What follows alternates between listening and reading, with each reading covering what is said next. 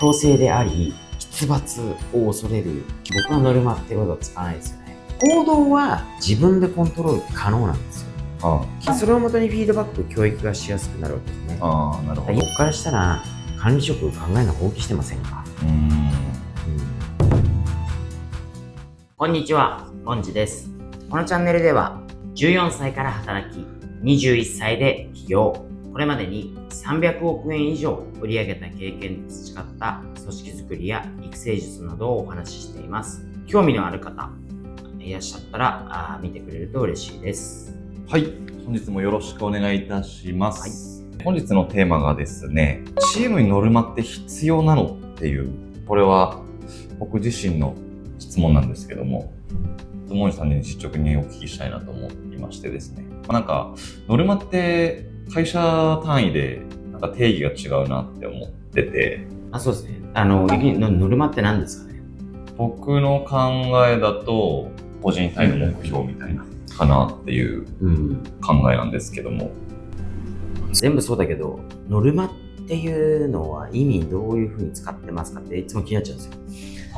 多分ですけど、僕もイメージもひっくるめて、一般的こうじゃないかなと思うんですけど、要は絶対にやらなきゃいけない数字みたいな。そうですね。必達目標みたいな。必達ですね。で、なんかすごいプレッシャーの象徴みたいな言葉に思えちゃうんですよね。そんな感じですかね。はい、間違いなく。だからここでは2つか。ノルマという言葉の意味と使い方、目標の解釈をやっぱチームとして合わせなきゃいけないと思うんですよね。僕はノルマっていう言葉使ってなくて、ノルマを課したことないんですよ。要はイメージとしては、強制的な感じがするんで、ノルマ何個売らなきゃいけないとか、ね、達成できないと評価下がりますって、要はなんか心象出発的に言うと、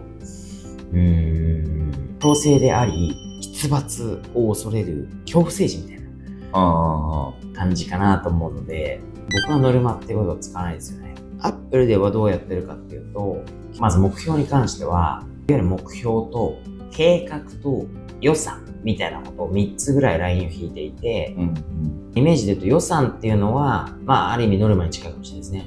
これは最低限やってくださいみたいな数字ですね。で、計画がちょっとストレッチしたというか、頑張って行動したらこの結果出るよねっていう数字。で、目標はもし最大限うまくいったらこのぐらいの数字出せるよねっていうのが目標だと。そんな感じで定めてるんですよね。ノルマって意味合いを考えるとうちで言うなら予算みたいな感じなんですけど、でも言い方あると思うんだよね。ノルマって言うとなんかすごいプレッシャー感じるし、もっと言うと高すぎる必達目標みたいに使われることも多いじゃないですか、営業系だと。確かに。僕らは予算って言っても普通にやってる絶対いけるからみたいな、数字を設定してるだけなんで、なんかそもそもノルマって多分言っちゃうと、若干一般的に使われてるノルマっていう多分意味合いと変わっちゃうし、僕も嫌ですよ。ノルマはとかって言われると、別にやりたきゃやるし、ね、別にあんたから言われなくてやりますけど、みたいな感じにやっぱ思っちゃうんですよ。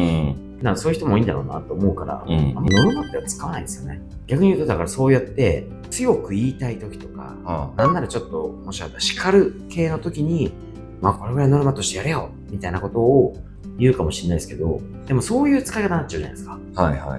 プレッシャーの中でやっぱ象徴っていうのが正しいかもしれないですね。なるほど。もしですよ、もしノルマみたいなことを課すんであれば、結果指標には当てないですよね。行動指標に当てますよ。なるほど。だって、なんで行動指標のノルマが望ましいのかって言ったら、結果って、例えばじゃあ営業分かりやすいですよね。営業でじゃあ物を売りますって言った時に、ぶっちゃけ結果は運とかタイミングとか、自分以外の要素に左右されやすいんですか。もちろんちゃんとした行動をしてるから結果が出るんですけど、自分以外の外部要因の影響っていうのも入ってくるわけですよ。売上契約数とかってそうですよね。だから私個人ではコントロールしきれない部分があると、そこに必達を課すと、悪く言ったらやっぱり理不尽とかストレスとか、モチベーション低下とかありますし、なんならこれ不正行為になるんですよ。だって別に行動を見られてるわけじゃないんじゃないですか。はい。見られてるかもしれないけど、結局結果目標でノルマを課されてるから、確かに。割と不正する人がいるんですよ。要は結果を出せばいいんでしょって言って、じゃああと1本売り上げ足んないから、はい。とりあえず適当に誰か契約してもらったとキャンセルしてもらおうみたいなね。あで、なりやすいですよね。なるほど。はい。行動は自分でコントロール可能なんですよ。基本はね。だから、例えばじゃあ何件電話しなきゃいけない。はい。とか、訪問数に、要は、訪問行くか行かないかと自分の勝手じゃないですか。努力とか工夫で自ら積み上げられる指標が、要は行動目標なわけなんで、はい。社内でいつも例でやってるのは、じゃあダイエットに例えましょうと。あなたの目標は何ですか ?5 キロ痩せることです。なるほど。それはじゃあ結果目標ですね。はい。そのための行動として何しますか？行動目標教えてください。毎日ジョギングで1キロ走ります。みたいな。わかりました。じゃあ結果目標はいつまでに5キロ痩せることねと。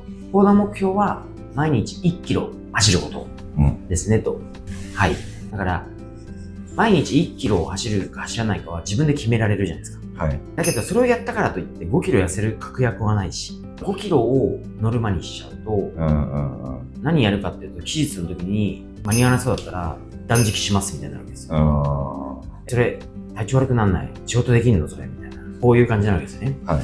でも、5キロ痩せることを目標とするけれども、自分にその行動として毎日1キロ走るみたいなのを課したときに、これはそう自分がやるかやらなくてだけで自分でコントロール可能な数字だから、これをするんだったらノルマにしてもいいんじゃないか。要は最低限やるべき行動だから。そういうふうに考えないといけないなと思いますよね。なるほど。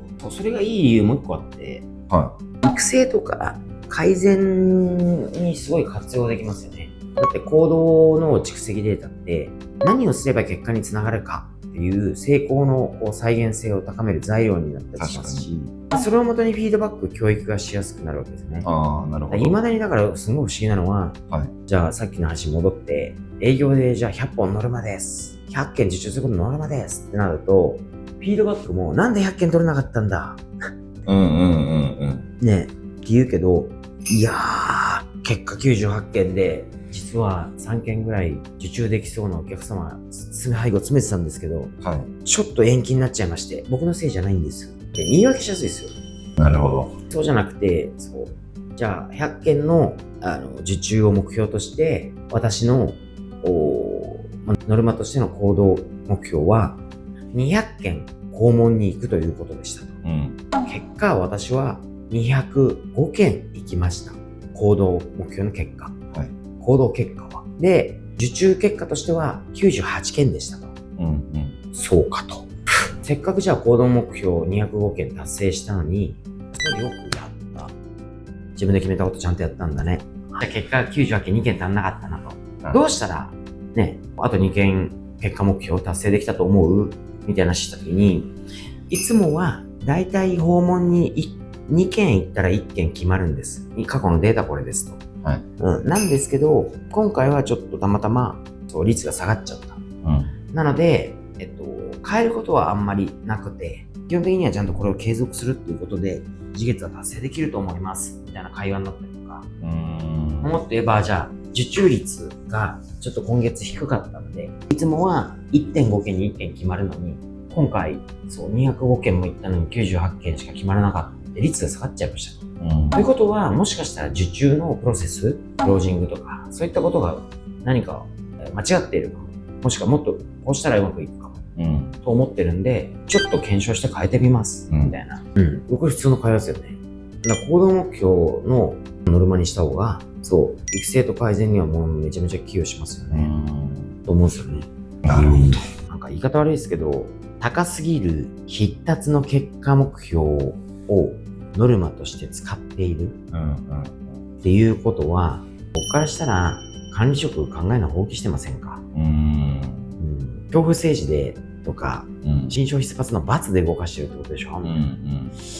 そんなんだからね、人辞めたり、ね、続かなかったり、なんかね、今時の若者は気合と根性がとかって言っちゃうんでしょみたいな、と思いますけどね。確かに。ノルマイコール行動指標とか、自分を支える行動習慣みたいな感じで置き換えたら、すごく活用できそうだなと思いました。